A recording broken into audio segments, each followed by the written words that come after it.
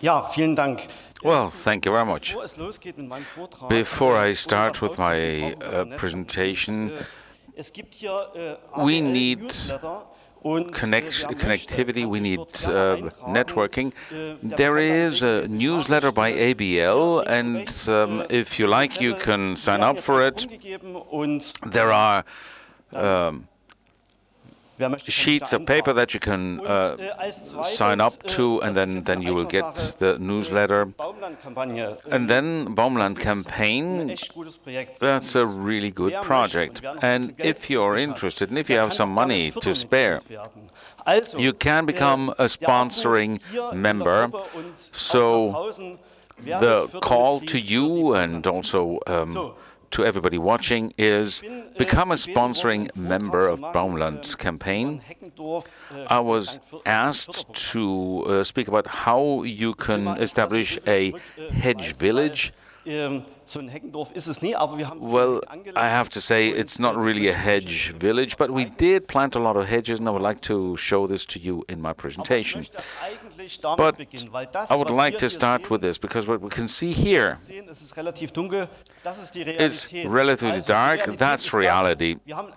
So we have an empty landscape. I'm from Saxony, and we have 40 years of socialism behind us, and everything has been rationalized, and rationalization also means that we have removed certain structures and we have these huge fields now. As you can see, there's nothing really except for the field. The water tower is the only type of structure that's left. And what's bad about this is, you might be able to see it, it's a protected landscape, really. And that's reality. And if you look closely, you can see that they actually spread herbicides all the way to the field. You can see the grass yellowing there. Let's look back. This is a picture taken by the Allies just after the war. So that's the neighboring village. And I'm not sure if I can use this. This is Langenhennersdorf, my home village. If we still had these structures, then we wouldn't have to be here, because these structures had everything that we would like to have back. Small scale, hedges, trees, everything in place. And now,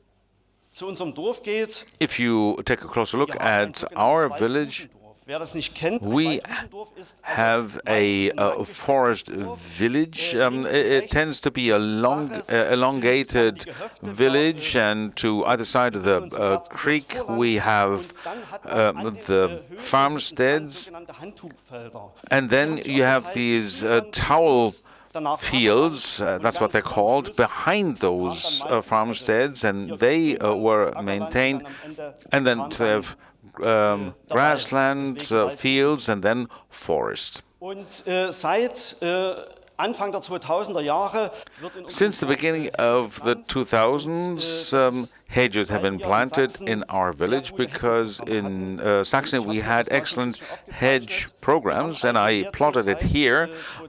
Since 2000 now, we planted about 16 different hedges with an average length of 500 to 600 meters. There are some hedges that are 1.5 kilometers long. And that creates some structure. At the beginning, we faced enormous difficulties. Let me tell you one aspect. In 2012, we planted a hedge on my land, and then I had a breakdown with a car, and I called the garage whether they can tow me. And they said, no, you are making things difficult for us, so I can't help you. But in the meantime, 2 more hedges had been planted in the village. I spared no expense. I don't like to fly. I got into an ultralight airplane a few months ago, and we started taking aerial pictures, and that's what it looks like now. And you can see newly planted hedges, which on the left-hand side you can see they're 3 to 4 years old, and on the right-hand side the large one is more than 12 years old.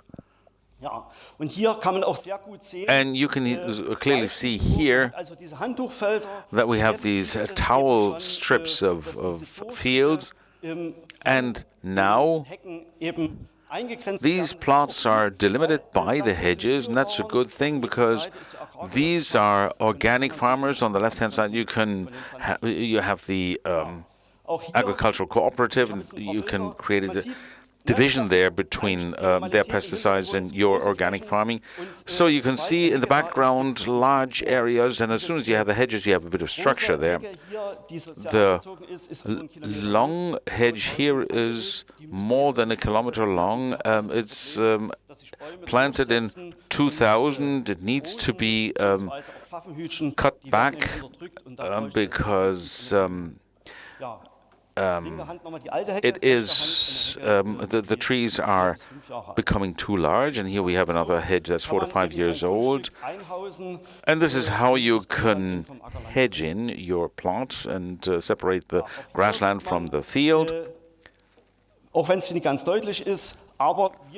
And here you can see it, even though it's not so easy to see here, we have hedges here always at a 90-degree angle to the village, and usually more than 1 kilometer long. Right. The hedge in the course of the year, that's always the most beautiful thing for me when I run along the hedges in spring. I can see them flowering. This is blackthorn, and those are things that really leave me happy. What I would like to say here as well, behind the cherry, this piece was cut back 2 years ago. You can't see that anymore.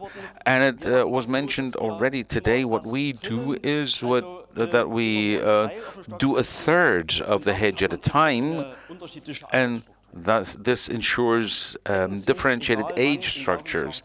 Hedges are always beautiful in the course of the year and in the course of the day, be it at sunset, in the spring. And I mentioned it, this huge area, that is the cooperative. That used to be one huge field, 100 hectares or more.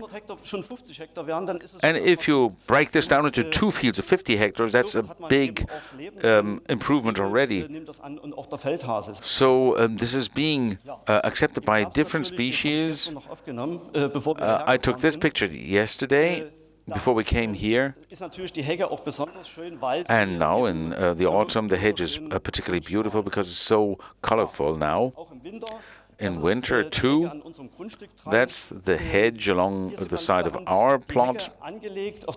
You can see on the left-hand side that the hedge has been planted. On the right-hand side, it is basically a tree nursery hedge. And if you have this kind of weather in without a hedge, you don't see anything but a whiteout. So hedges create a structure. But let me show you which animals we have in the hedge. And first of all, we have to mention this bird here, the red-backed shrike. After planting the hedge, it will come within a couple of years. And this bird, the black-cap, it needs a hedge because it places its nest close to the ground, but in dense woodlands. And this beetle here, it's not a typical hedge dweller, the musk beetle, but if you create a hedge, then it becomes, if you cut the hedge back and you have dead wood there, then he moves in. And this bird is here as well, needs these very structures, the hoopoe, or this one. 20 years ago, Trauerrosenkäfer bei uns noch nicht in Sachsen. Auch ist ein Klimawandelgewinner. Der ist jetzt it's the rose beetle, we couldn't see it, and then the tit.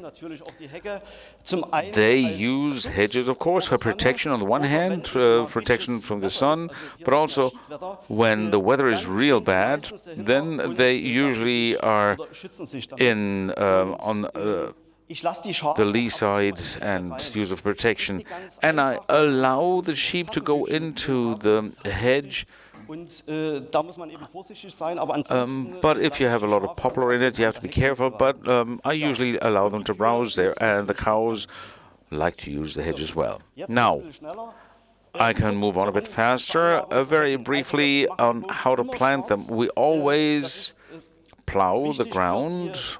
That's important for planting the hedge. Then we plant 5 or 6 rows. We always need to fence it in because we have the problem that otherwise there will be some deer who bite it back. After 5 years, we remove the fence.